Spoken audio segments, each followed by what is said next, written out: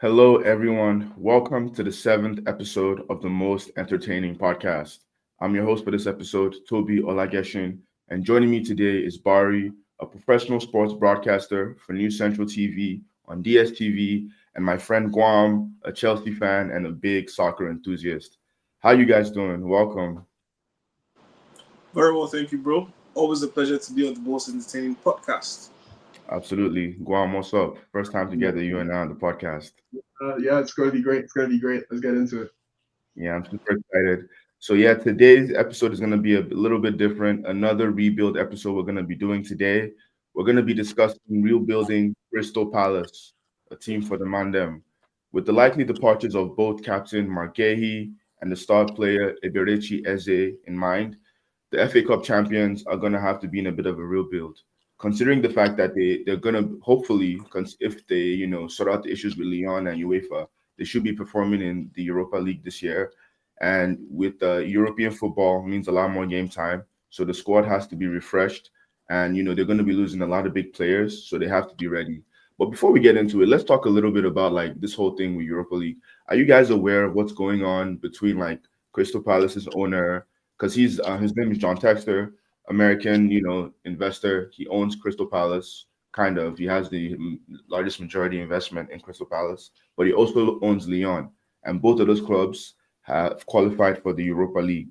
But the thing is, with multi-club ownership, only one can play. So they're trying to figure out a solution. So it's been a bit in the news a little bit, not the biggest news, but it's been a bit messy. Have you guys heard Oh, about that? What are your thoughts? yeah. Yeah, That's the interesting thing is that like in League On, Lyon has been relegated now, so Hmm. that should fix the problem. But actually, they qualified. It's true they qualified though, so they still get to play. I think like it's a bit of a non-issue personally. Like just because the two teams are owned doesn't mean there's any collusion or any cheating involved. It's just two separate entities playing. yeah. Hmm. And then for me, like when I remember the issue between um, Salzburg and Leipzig, what was done, I remember what was done at that time was the RB for Leipzig was then defined. They didn't give it like that German word, Rasensport. I can't pronounce it properly, but yeah, that was what helped. Leipzig and Salzburg. That was the major difference, right? And Hmm. then UEFA let it go. Um, for me, honestly, I don't think it's a big issue. I think the reason why it might seem like an issue now is due to the value that Crystal Palace could possibly, the value that Crystal Palace currently does not have in relation to UEFA. Sincerely speaking, I think that's just the problem because if it was a case of Manchester City and Strasbourg, I don't think we'll be having this conversation, honestly. But it's the first time that Crystal Palace would be in this situation, and I think honestly they should just fight it out. Considering the fact that Lyon, um, if they do not get reinstated into League 1, you know for a fact that they're going to lose their big boys. Like I Hmm. said, has already left. Ryan Cherki has already left. Malik Fofana could be on his way as well. So it's like it's a difficult situation, and I think with time it will be clearer. But I honestly just feel that Crystal Palace should fight to have their place because I don't think really that rule is strong enough to stop a club from competing. Let me give a very weird example. This is not the best example to give, but I'll give it. It's with Nigeria, right? It Hmm. happened in the Nigerian Professional Football League. It happened last year. No, yeah, before the start of this season that's just about to end. Hmm. So there's a there's a team in fact the current champions, the team that ended up winning the NPFL, Remo Stars. They have a feeder team or like the academy team called Beyond Limits. So Beyond Limits actually won the second division of Nigerian football called the Nigerian National League, and they were set to compete in the NPFL this season, right? But because of the multi ownership, um, obviously they had issues, and at the end of the day, the owner of the club said, "Look, really, in in the rules that bind clubs together in the NPFL, nothing really stops him from having two clubs in the league at the same time, and that Hmm. was the truth. But guess what was done in a very Nigerian way? Whoa. Um, the feeder team ended up selling their slot for 300 million naira What? to another team, and then they just Tickets. happily, honestly, they just happily took the money, went back down to Division Two because the major aim of Beyond Limits is just to always produce young players. That's what they do. They produce Mm-hmm. young players between the ages of 16 to 20, and then they sell them off to Europe's highest bidders. They all Beyond Limits always competes in like the international youth tournaments. So for them, they didn't have an issue. The man just took 300 million naira, cool, and it was like, okay, no worries. My club is going back to second division. And then some team, Sunshine Stars, they paid, and then they came to the Nigerian Professional Football League. How about that? One season down the line, Remo Stars win the league. Sunshine Stars that ended up paying 300 million to be in the NPFL, they now get relegated. Oof. So, I mean, just like I said earlier, I think Crystal Palace should be fine, honestly. Absolutely. That's a crazy situation. You know what? I've never considered the fact that one could sell the opportunity in the game, but that's a new one. But yeah, with Crystal Palace and Leon, I think they'll definitely figure that stuff out. This is what football is about. You want to give everyone the opportunity to be able to compete at the highest level. And through merit, they were able to get there. They were able to win the FA Cup and they deserve their place there. I think it's just down to the ownership and all the top guys figuring out the rulings and decisions and then coming to a final, way to allow both Crystal Palace and Lyon play. Maybe I think what I've heard is that the owner of Crystal Palace is gonna be selling his shares. They're trying to figure that out. They want the Premier League to approve. There's going to be another American owner that's buying his shares of Crystal Palace. So yeah, I think the game plan for them is to change ownership. Then they can be like, okay, I no longer own these two clubs. Let them both compete. But we weren't planning to do a financial episode today, but that's our quick, finance angle for the morning. Now we're gonna be going back into the meat and bones of today's episode. So remember, we're talking about rebuilding Crystal Palace, considering the backdrop of everything that's going on. So right now, the decision is we're gonna have 70 million based off of the FA Cup winnings, Europa League qualification, the fact that they need to invest in the club, plus 40 million for Margehi and another 60 million for Eberechi Eze. That gives us a total of 170 million pounds to be able to spend and fund our rebuild of Crystal Palace. So we're gonna go, through a couple positions. Mark Glasner, their coach. I was gonna say new coach, but at this point in time, he's the man for them at Crystal Palace, and he's the one that's gonna lead them on for the considerable future. He plays a 3-4-3 style. I remember a lot of the times people would throw Manchester United fans because Mark Glasner was getting it right with his formation, and they're like, "How come Amarin can't, catch up?" I think for on a little tangent there, it's quite tough for anybody coaching United. The players are having a situation. There's a lot of pressure, so it's a different, ball game when you're performing at Crystal Palace's level versus Manchester United. You guys agree with that, right? Or is Amarin just like a poor coach for not being able to implement the 3-4-3 quickly? The interesting For thing is that like the 3-4-3 is just a shape, right? The actual application of said formation differs from manager to manager and how they actually show up on the pitch. So the reason why it is obviously easy for fans to complain and say, okay, he's doing the same formation. Why is it working better than you? Their applications may be different. From reading up about Glasner, he has a stronger he has a stronger intensity focus. He demands more sprint volume, and Palace had started ranking at fourth and sixth in Premier League metrics for high speed running metrics. So you have things like that, and you see that maybe Amorim just isn't running it the same way and can't get the same production. So, and it's obviously time will tell how long it'll take for Amorim to get his application of the formation right. And I just believe like that's one of the major issues with that. Barry, what do you think? Is well, for Amarin me, just slow? I think now that I've seen Javi Alonso's implementation of a three at the back with Real Madrid, I honestly do think that Amorim is the problem. I say this because for me it's quite simple. Just like Guam said, the 3-4-3 or the five at the back, yeah, it's a shape. at the end of the day, it's about how you implement it. And I think Amorim is a bit too rigid with it, considering the type of players that he had or he currently has at the moment. I believe that there would have been a better way to possibly implement the 3-4-3 to be a bit fluid. I say this to give an example of just the way Javi Alonso has implemented his three at the back.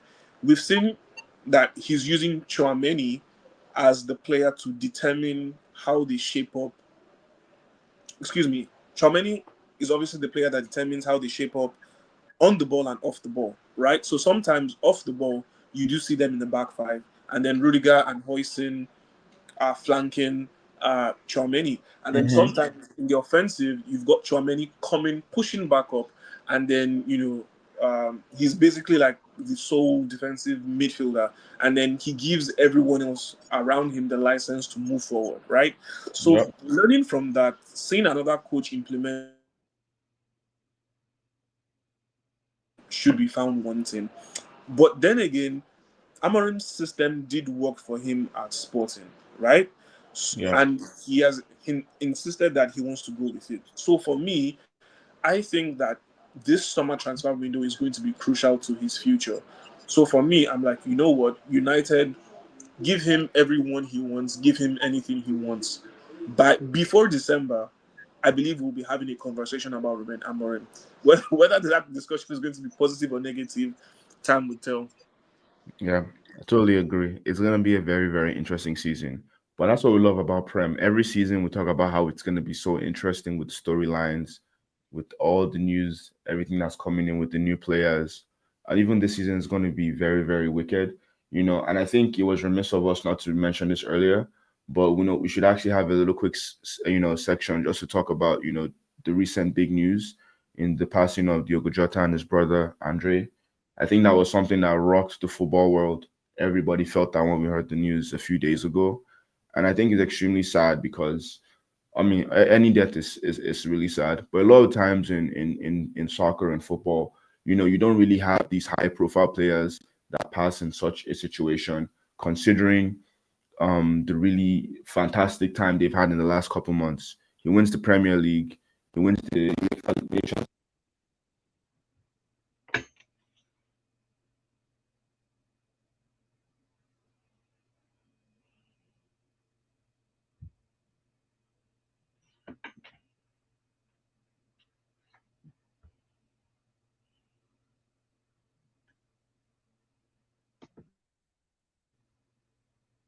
Hello? If you guys would like to add more on Diogo, please go ahead. My mic was having issues. I Oh, guess we're all emotional today, even the technology. But yeah, if you guys can say some words about Diogo, that would be perfect right now.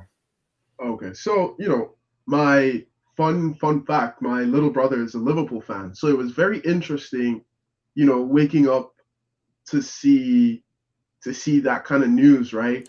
Like he had all these opinions about him and, compared him a lot to Julian Alvarez and how he feels like sometimes they disappear in games and they just show up with a goal and whatnot, whatnot. But as as as the story happens and the death happens, you start seeing that, these people are also people too.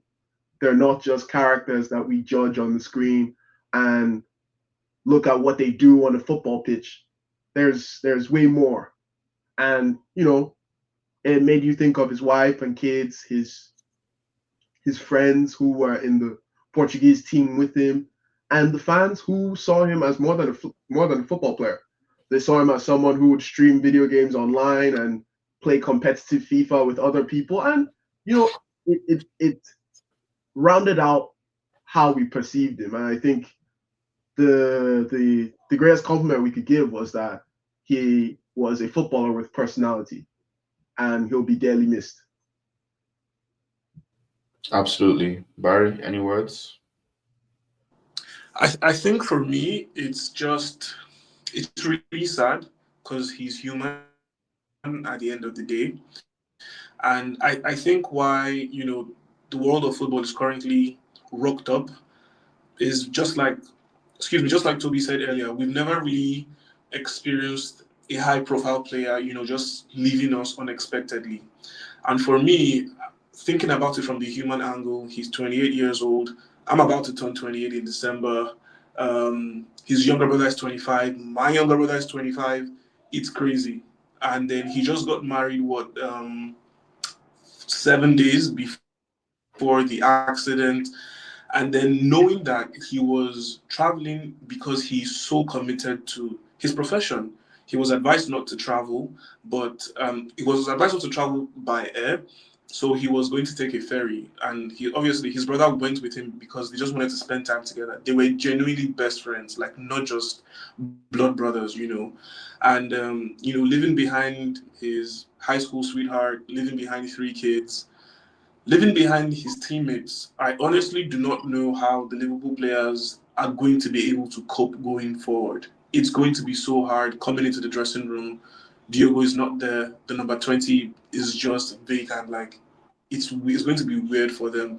But the good thing is that, or rather, the positive out of this situation is that Diogo was a fantastic individual. Everyone has spoken to his character, his work ethic, and it's just rather unfortunate that we lost a gem so soon. And may the souls of Andre and Diego rest in perfect peace.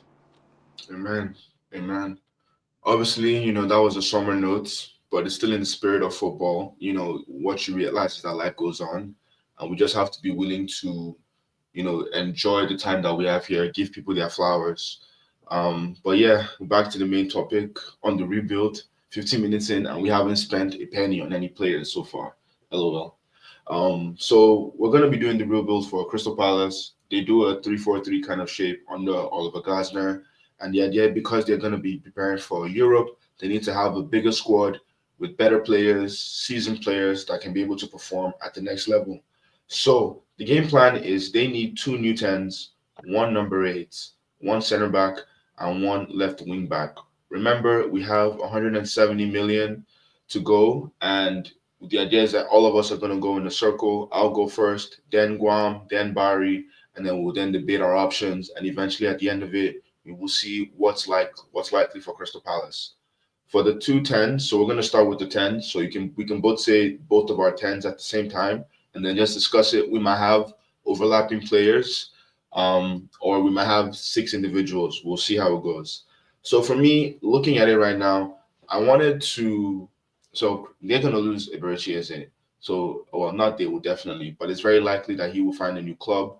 And considering that position going out, the only players that would really be able to perform in that like number 10 position that also kind of does shifts on the wing is kind of Sar. That's the only player that's like still a really big part of Crystal Palace that I consider will continue to perform for them in that sort of creative role. So adding two players that are definitely seasoned but willing to be entertaining, give the Crystal Palace fans good football, but as well as challenge and super talented. I went for something a bit unexpected, but knowing the kind of club Crystal Palace has been over the years, the signings of Elise and Eberechi Eze so many years ago from Reading and QPR, I'm thinking of one player would be a Tyler Dibling from Southampton for about 50 million. They try, to make some noise saying, "Oh, he's only gonna go for 100, but you're gonna accept this 50 million, and we're gonna start with that." My next player, I'm also gonna go alongside Tyler Dibling as well, would be Harvey Elliott for 40M. To be fair, I personally feel like Tyler Dibling for 50M is a lot of money, and I don't think that's the right price, but that's the price I believe Southampton would sell him for, considering his potential and what he could be. They're going to probably brand him as the new Jack Grealish. So if, me as the Crystal Palace ownership is considering this move, I will probably go for that 50. You know what? I'm going to change my mind. I was saying 50 before, but I'm going to do 40M plus a sell on clause for Tyler Dibley. I think Southampton might have to agree with that one. So I'm going to do Tyler Dibling and Harvey Elliott, both 40 M's. So that so far I've paid 80 million. Our producer Anu just gave us his picks. He's going Jack Grealish loan as well as Harvey Elliott for 50M. That's a nice move. I like that. I think similar profiles. I'm just going for the younger Jack Grealish and Tyler Dibling so they can resell him later on, make some profit, and do the Crystal Palace thing that they always do with the rebuilds. Guam, who are your number 10s for Crystal Palace, and how much are you going to spend on them? All right. So funny thing about this was I was I was definitely coming across from a very small market club perspective. I was trying to be in my Dortmund bag. So bear with me with these names. So No I problem, no went on problem. a bit of a statistical comparison on similar players to Eze that could deliver what they're looking for, such as the progressive passing, the pressing, and also chipping with goals and assists. And my first Mm-hmm. choice was Nicolas Paz, who plays for Como, who plays for Fabregas's Mm. Como right now. He's a dynamic attacking midfielder. He's a dynamic attacking midfielder who contributed greatly to the beautiful football that was shown by Como last season. And he has Mm-hmm. shown so much growth playing under a legend himself, Fabregas. And he has pretty great stats from his first season for a 20-year-old. He had 6 goals and 8 assists in 35 Serie A games. You can't really ask for more. With an Eze, we're getting 8 goals, 8 goals, 8 assists. Yep. There are obviously some questions about how how transferable those stats are from Serie A to Prem, but I think he is an interesting player to take a punt on. And his estimated transfer fee on transfer market was 9 million euros. But of course, there's no way Como is letting their star 10 go for 9 million. So Yep. let's say we get into a long drawn out transfer battle. I end up paying 40 million for Nico Paz, and I'm very happy with that. That's my first choice. Mm-hmm. Great choice.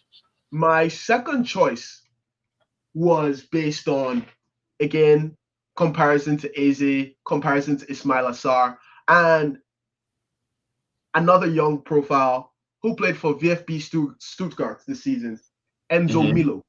So Enzo Milo is an interesting choice because he's 21 years old, turning 22, left-footed. So you'd be able to move Ismail Assar to the left wing side of the two tens, to the left Yep. of two, allow him to come in on his preferred right foot. And you'd have Enzo Milo, who is left-footed, and in 29 Bundesliga appearances, contributed to 6 goals and 5 assists. And he excels at the progressive passing. He created 66 shot creating actions. And that would be a very interesting mirror to Eze's creative profile. And he's only 21. So we are betting on an upward trajectory and betting on the adaptability of French players to the Premier League style. His Yep. estimated transfer fee is 35 million euros, and I believe the Germans are a bit fairer with their transfers. So I believe he goes for the 35 million euro fee, and would have spent 75 million on the two tens. Lovely. Astute business. I like what I'm hearing. Barry, who are your picks for 10? All right. So for me, I was also thinking like the way Crystal Palace would think. When you think about some of the stars that they've signed from the championship, Eze and Olise, small fees. They sign really talented players for a small fee, and you know, they give them the room to shine and develop, and end up selling them for good money. So in that regard, I think for me, I see these options as the most realistic options for them. Not that Crystal Palace cannot flex and say they want to get certain players. I just think, they've got a certain philosophy which has been working for them over the years. And I think that's a major reason why, they've been in the Premier League for a long time.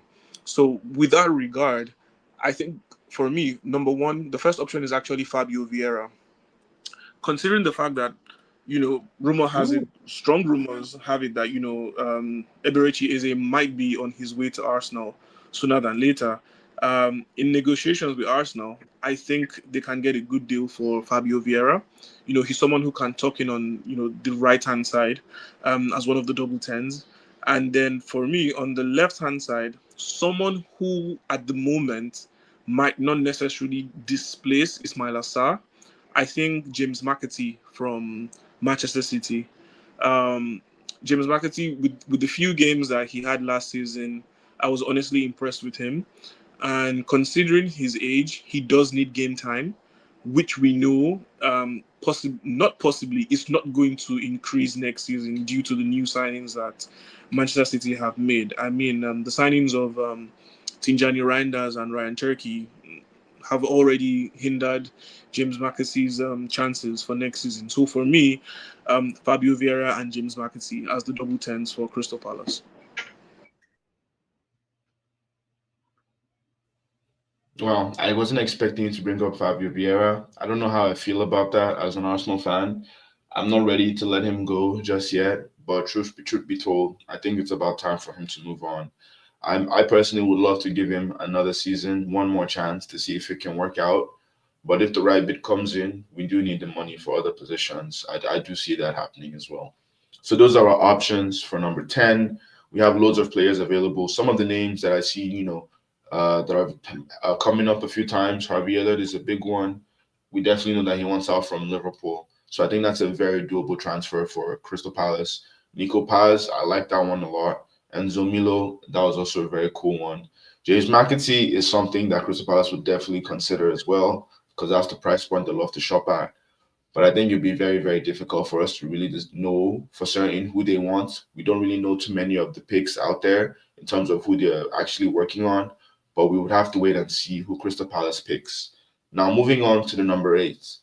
I think the way Crystal Palace operates in the midfield, I consider Adam Wharton kind of like a six, a controller, someone that would dictate the play. So the midfielder I want to bring alongside him is somebody that can, that has a bit of legs, Premier League proven, and will be able to like operate really well for them. I don't know, how much Tottenham would love this, but I personally wouldn't mind Crystal Palace going for Bentancur. He doesn't really have legs like that. I was debating between Bentancur and Joe Willock. I think Joe Willock is better physically, but maybe his game in terms of on the ball could be better. Bentancur is definitely better on the ball, but physically he's lacking. But I feel like for a team like Crystal Palace that want to win more games, I don't think they should be relying on physicality to be able to perform. I think they need to improve on their football. And someone like Adam Wharton and Benton Kerr, that sounds like a very nice, fluid midfield in my head. So I would go for Benton Kerr. And considering where he's at in his career, I don't think he'll be a big fee. So I probably would want to pay like 25 million for Benton Kerr. I don't know what you guys think about Benton Kerr, but would love to hear your ideas as well as your picks for number eight. Guam, who you going for? All right. I like the Bentancur shout. I actually really like it. I think he is the kind of like hidden gem in a big club that could really make the change for Crystal Palace and bring a bigger club mentality to their midfield and some more expectations on things like winning. And I like that. But I would go more to Crystal Palace roots by shopping in the championship for the midfield partner for Adam Wharton. Seeing as Adam Wharton came from there too, I took a Mhm. look at best performing midfielders in the championship last season, and the name that showed up for what I was looking for, which would be a midfield talent who was slightly young but comfortable in things like build up, disciplined, and pretty adaptable. I came across Hayden Hackney from Middlesbrough. He was one of the star players for Michael Carrick's team and led the early charge for a promotion place slash place in the playoffs and had an all around great season. And he has the best traits of the things that are, you know, being a sit back six to allow Adam Wharton to control the play, but also being an eight to allow late runs into the box and score for himself. And he was my major choice. And his estimated transfer value was 12 million on transfer market. And I'm guessing that, you know, same thing, the same way they got Adam Wharton. I'm sure a 25 to 30 million euro bid brings Hayden Hackney to Crystal Palace. And they continue their great run of buying in, as far as I'm concerned, the best market for Premier League teams that are trying to grow, which is the Championship. Hayden Hackney. I love that. I did come across his name when I was doing some research for this episode, but I was like, I don't know if that's the way I want to go. But really and truly, that is something that is really Crystal Palace's MO. They love to pick somebody, on a considerable fee, considerable wage structure, bring him up into the Premier League, blood them, develop them, and sell them off, or create a new Premier League legend that can go around the clubs. Barry, who is your pick for the number 8 for Crystal Palace? Um, Toby, you might have an issue with this as well, but No. I'll let you hear it first. For me, thinking in the same line as Guam regarding a box-to-box midfielder, knowing that Adam Watson is more of the controller. For me, Albert Sambi Lokonga. I think Interesting. Lokonga would be great for them. He's young, he's affordable, and he can actually be that box to box midfielder for them in the system that they do play. And he has the discipline to, roam up and drop back to help out. He's got the attributes in terms of creativity, um, defensively as well, trying to come back to make those tackles. And yeah, he's someone who can make a difference for them, both going forward and having a compact midfield. So for me, my number 8 shout for Crystal Palace has to be Albert Sambi Lokonga. Sambi. Lokonga Well, High, stand up. Oh my gosh. I don't I know have how a I feel about that question one. though. What are you gonna say, Guam? With regards to Sambi Lokonga. We've already run this experiment at Luton Town, and he didn't look that great. So why would Crystal Palace take the punt again? What would make Better it so? players. Better players around him, you know? Yeah, that's one thing. To be honest, at Luton, I think Lokonga was a local champion.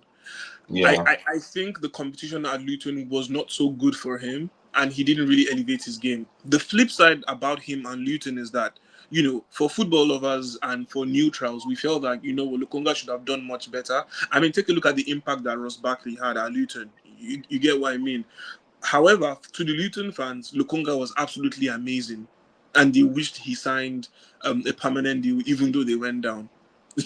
That just goes to show you the level of expectations from fans. However, um, I do think Lukonga is actually good enough. The only reason why I think Crystal Palace would not want to go for Lukonga is his injury record. Honestly, I think that would be the only reason why. Aside that, I do think Lukonga is a great fit for Palace.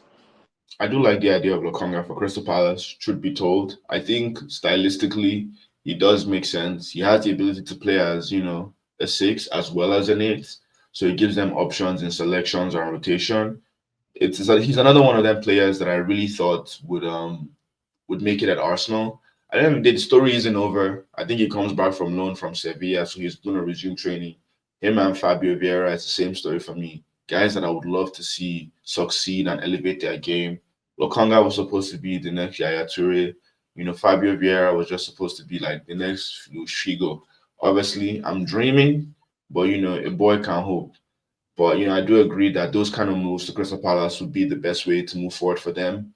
Give them Premier League experience, more game time, and ability to level up their game around a very very talented team, as well as a really good coach. I really do like what I've seen from Oliver Glasner over the period he's been at Crystal Palace. One pick I do want to mention is our producer also wanted to pick up Kobe Mainu on loan. I don't know why would Manchester United want to let Kobe go? At the end of the day, people can have rumors and stuff on Twitter and the like, but I do feel like Kobe is the guy from Manchester United. He may want to step away from the club or do something different for fear of not being able to level up his game or win a lot of trophies or maybe compete at the highest level for the Premier League in the now, but I think Man United should do everything they can to keep him. Oh, producer Quickly, said he's not going to play. He needs minutes. I feel like there'll yeah, be a lot of minutes for Kobe and Manchester United. Who are the midfielders that are better than him that's going to start ahead of him in the center midfield?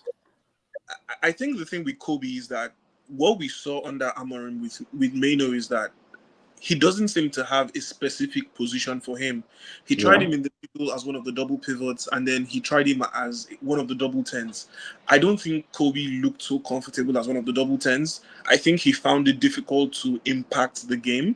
So for me, I think the current system at United does not actually suit someone like Kobe Mano. I want to see Kobe Mano either in a clearly defined double pivot, while and him playing as one of as an eight, as a box to box, or him playing in a diamond. I think Yeah. that's where we need to see someone like Kobe Mano, because everyone sees those similar traits to Clarence Seedorf. So Mm-hmm. if you want to bring the best out of Kobe Mano, play him in a system that would bring out his best attributes. So that's just my opinion about Kobe Mano. So yeah, our producer has a point. He might not get his minutes will be highly limited under Amorim, and then I think he'll be played out of position, which is going to be bad for his development. I need Kobe Mano in an environment whereby they are interested in developing him and helping him to grow as a football player. Is Manchester United currently that club? I really don't think so right now. Your points logically, yeah, they're super logical. There isn't a lot to argue against there.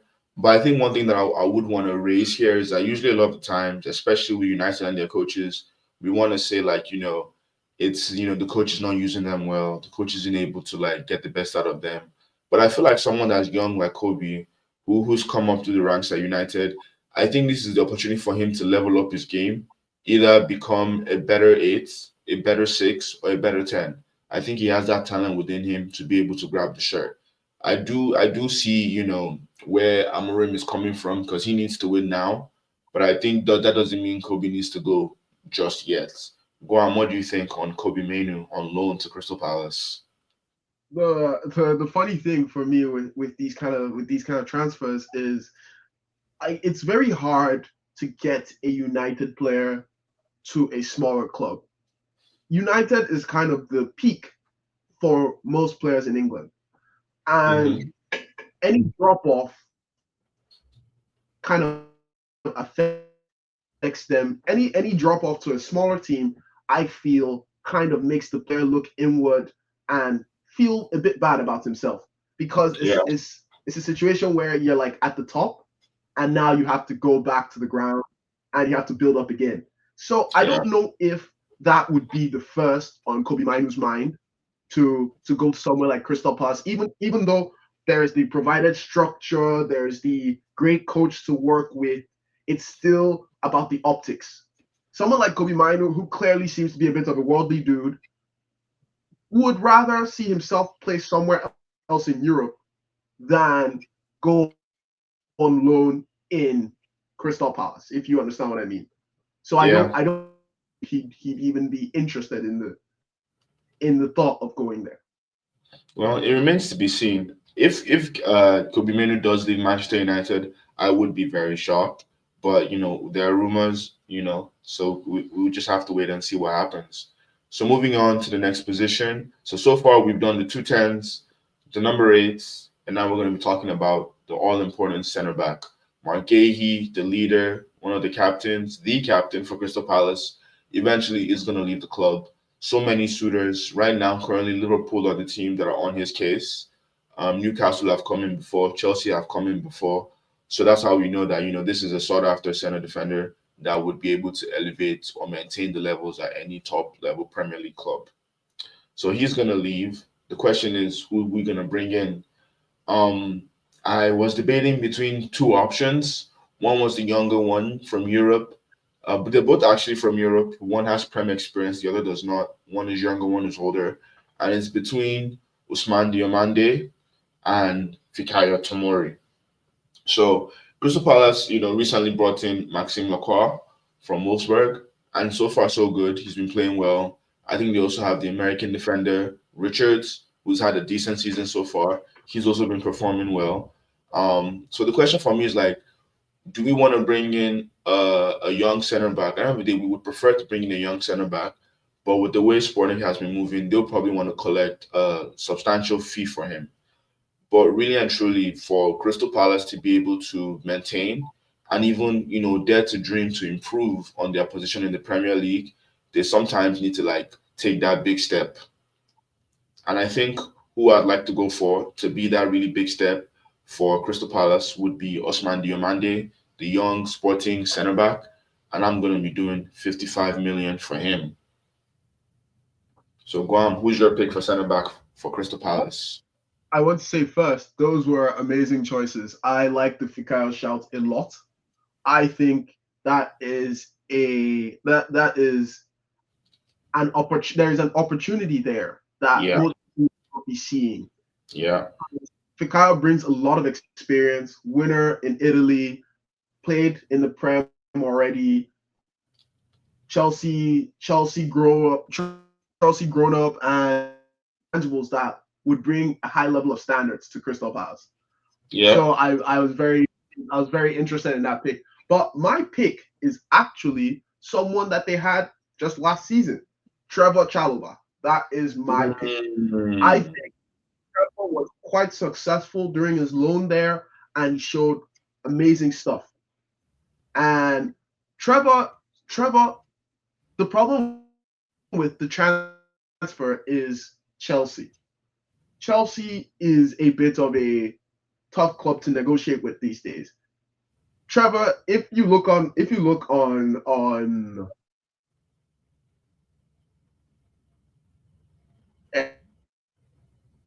estimated fees for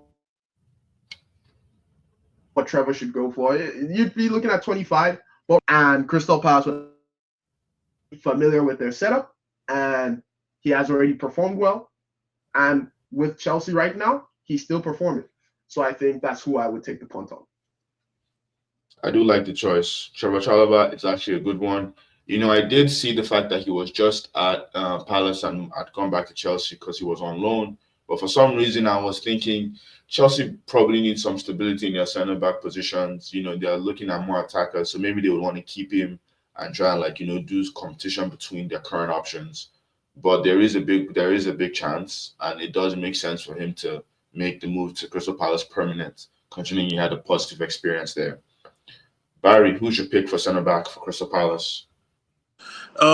Before I get into my picks, very quickly, I must confess that I also thought about Trevor Chalobah, but knowing that I think Maresca obviously, Maresca obviously noticed that Disasi was not it.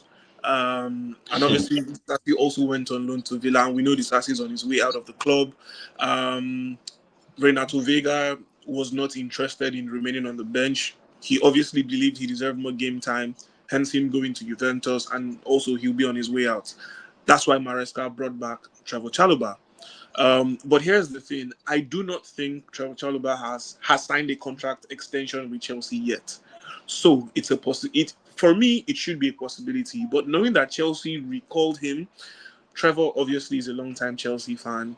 He has been used immensely since he returned. He can play more than one position. I don't think Enzo Maresca would let him go. Usmani Diomande, that Toby mentioned, um, 2 weeks ago, it was reported that there was an agreement between Sporting Lisbon and Crystal Palace. If Oh, Diomande does join, he's going to be the record signing for Crystal Palace. So my assumption is that that deal is probably stalling because the deal for Gehi is yet to be done with. yeah. And yeah, so that's what my thinking is. But then aside these options that everyone else has mentioned, for me, I've got two options in mind. I say two options because Trevor Chalobah did leave and he wasn't replaced, and then Gehi obviously would be leaving. So I've got like two options that should be coming in, and they are both French centre backs. But the reason why I'm going for them is because I know that they will thrive in this system under Oliver Glasner. My first pick is Loic Badi. He plays for Mhm. Sevilla. He's very decent. He has a lot of first team experience. He was with the French team last year, for the Olympics, and he was very impressive. And he's been rumored to possibly join other big clubs. But I do think Loic Badi would be affordable. A good 40 to 50 million pounds would get you like Badi for sure. My second option is Castello Luqueba, who plays for RB Leipzig. I take a look at the profiles of the centre backs that play for Crystal Palace as the RCBs and the LCBs. They are ball playing centre backs, and for me, Loic Bade and Castello Lukeba would be perfect. Joachim Anderson was previously at Crystal Palace, so knowing and understanding the type of centre backs that Crystal Palace would love, for me, I think Loic Bade and Castello Lukeba would be great for Crystal Palace. Well said, Barry. Well said. So we do have a lot of options for CB, but it remains to be seen what's going to end up happening there. I think Usman Diomande, I had no idea they actually were already in talks with Sporting. I did see some rumors, but I figured they were only just minor rumors and nothing fully established. But I think that would be a big coup for them. So we have Osman Diomande, Fikayo Tomori, Trevor Chaloba, Loic Bade, Castello Lukeba. The Castello Lukeba one is also a very nice pick. I also like that one as well. And now we're transitioning to the last position for the rebuild of Crystal Palace, and that will be left wing back. The club still currently has Tyreek Mitchell, but he's been there for a few years. And I think at the end of the day, they're always going to need depth. They should always push the position and try and improve. And the pick that I'm going to go for, because they'll be in Europe, I do want to have some experience in Europe and somebody that's played a little bit more in the game. And my pick for the left wing back would be Angelino. He plays in Europe. He is a Spanish left wing back, and I'm thinking 10 a loan with an obligation for 10 million. That's who I'm going to go for left wing back for Crystal Palace. Angelino. He hasn't really featured. I believe currently he plays for RB Leipzig. Am I wrong? Correct me if I'm wrong, guys. But he would be the pick that I'm going to go For for. AS Roma right now. AS Roma, previously RB Leipzig. Did he ever Yes. play for Leipzig? Okay, so I didn't make that up. All right, so I'm not, my football knowledge is not that bad. So yeah, Angelino on loan from AS Roma, and then with the 10 million obligation, I think he would like to come play in the Premier League. He hasn't been able to have the opportunity to play in this league, and I think a lot of players do enjoy the opportunity. He probably would be able to get some form of a pay bump moving from Italian football to English football. So I think all around, it's a good opportunity for him as well as a good pick for Crystal Palace to bring some experience and more football know-how to the club. Guam, who's your left wing back pick? Well, my left wing back pick will probably interest the Arsenal fans. My left wing back pick was based on my analysis of what I think is the best left back that has played under left wing back that's played under Oliver Glasner, and that'd be Philip Kostic. So my comparison, I was looking for players who were similar to Philip and could bring out the best of what Oliver Glasner expects, such as the high running, the ability to play the long ball, cross, and I fell upon Nuno Tavares. He had a great year at Lazio last year and has seen an uptick in performances and could be a great alternative to Tyreek Mitchell in the sense that Tyreek Mitchell is the more defensive left wing back, and you have a Nuno Tavares who is much better on the attack and going forward and helping with the Yep. build up. So you then have more more flexibility on Glasner's perspective to play someone like Tyreek Mitchell as a left center back while having Nuno as a left wing back. So you still get the best of both worlds on that left hand side if he doesn't have a center back to put there. And I thought like that would tie it all up very nicely for the transfer window. And Nuno Tavares shown to have a transfer market value of about 8 million euros. Let's assume Lazio's going to play some more hardball because of how well he performed. I think he goes for 30 million. I like that. And the reason why I like that 30 million, because I'm pretty sure Arsenal has a sell-on clause with Lazio. So let's keep that fee up. But yeah, Nuno Tavares, one of the guys that was supposed to blow up at Arsenal, but he couldn't. Who's going to be your pick, Barry, for left wing back for Crystal Palace? Let us know. Funny thing about Tavares, Lazio just signed him permanently this summer from Arsenal. Yeah, so the likelihood of him leaving this summer is very, very slim. It's very slim. I mean, we've seen some transfers like that in football, but the likelihood of that happening is very slim. And then talking about Angelino, he's actually a product of the Manchester City Academy, and he only played one solid season for them in Prem. I think that was the 2019-20 season, but obviously he had limited game time.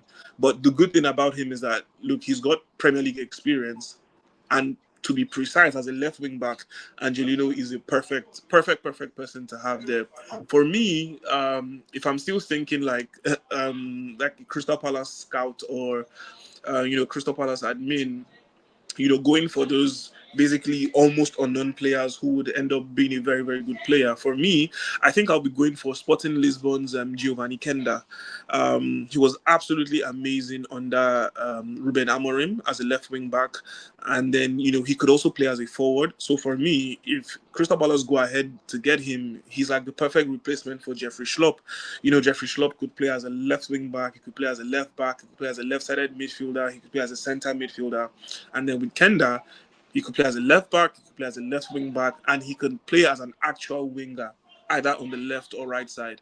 But I do think that Chelsea maybe had like a pre-agreement with him. I'm not sure how true this is, and he might be joining Chelsea next summer.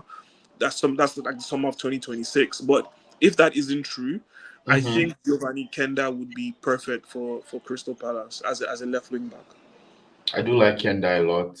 I think I saw a bit of him, well, a few highlights here and there over the course of last season in Europe. So I think that's going to be a good option as well. Well, I had no idea that Tavares was already made permanent. But, in the world of football, anything can happen. I mean, if somebody came in and told them they're going to do 50 million, they might consider that deal. But that's highly unlikely. Guam, any other options? What else are you thinking for left wing back? So for left wing back option, I've gone with an older option this time. Okay. So I'm going with Rafael Guerrero at Bayern Munich. I think Mm-hmm.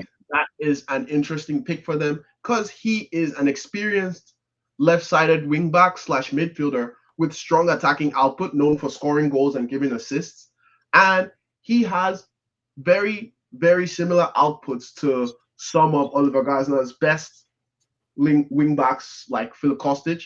And he's also known to contribute as he is right now. He had 6 goals plus 2 assists in 39 Bundesliga games over the last 2 seasons, and also provides excellent crossing and set piece delivery, which is something that they're going to be missing with the loss of Eze and, of course, losing Olise the previous season. So Yeah. I think that'd be a very nice and cheap alternative to anyone that they could probably get, seeing as his estimated transfer fee would be about 8 million, and I don't think Bayern would play such hardball about it. So probably 16 million, and he's a Crystal Palace player.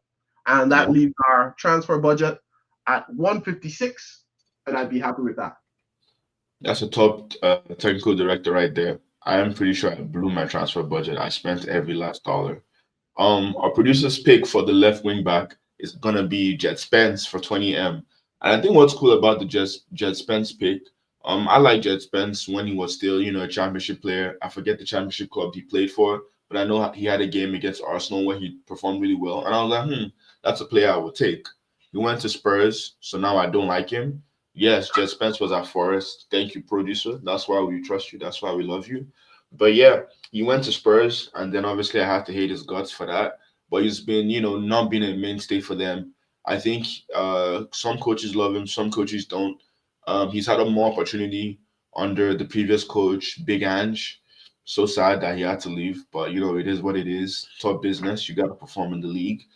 But yeah, Jet Spence would be a nice one for Crystal Palace. He would definitely be willing to go because he will play, um, and that would be a good choice for them.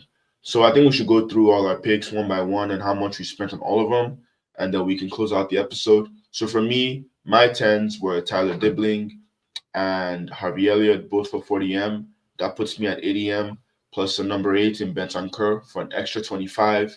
That has me at 105 plus Usman Diomande for 55 million. And I also actually had a note here because I said plus a sell on clause because I don't know if they'll be willing to go for 55.